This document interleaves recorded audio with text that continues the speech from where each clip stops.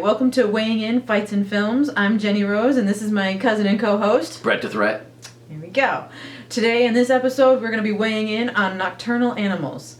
Nocturnal Animals is directed by Tom Ford. It stars Amy Adams, Jake Gyllenhaal, and Michael Shannon.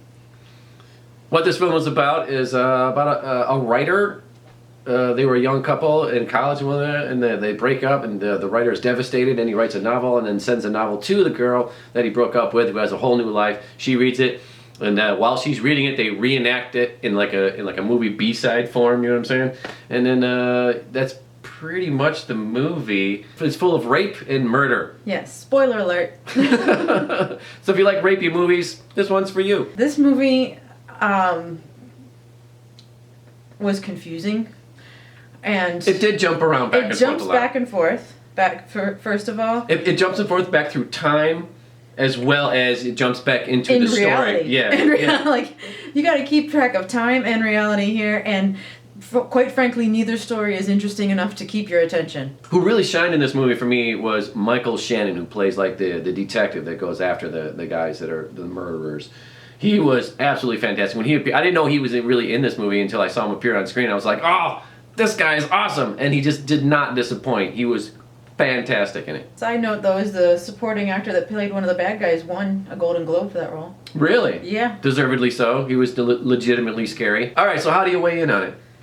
One. This movie was face down and bloody for me. Wow. Yeah, I hated it. I'm sitting through this, and first of all, my attention span it cuts in and out occasionally, you know.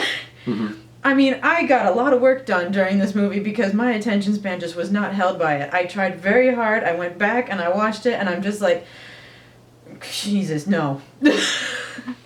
I didn't think it was as dark and as scary as you thought it was. I thought the guy was a pansy. I was just like sitting here going, dude, this is boring. This is not only confusing, this is boring, and it isn't dark and scary. This thing did not faze me whatsoever, other than I hated it. Wow. Yeah. Okay, I'm not going to be quite as cruel. I'm giving it 3 punches. I think it's a decision win, to be honest with you, because good movies are movies that make you think about the movie after you've seen it. You know what I mean? It kind of like invades your mind, and that did it for me. Like Jake Gyllenhaal's performance, I thought, yes, he did come off as kind of a pansy, but he was also like scared, and that's like part of his character arc. You know what I mean? He kind of changes toward the end. You know, when they actually finally kill the guy, and he's like, "I'm glad they're dead." It's like you can actually see like an Oscar nomination for this role because of his acting in that. And of course, Michael Shannon was just great. You can't remember that name, can you? For as great as his performance is, you got to keep looking up that name. I don't think it was that great if you can't remember. But it does jump back and forth. It does get a little confusing at first, but I got used to it after a while. I totally got it. So that wasn't a problem for me. Well, I followed it. Mm-hmm. I just thought it was stupid.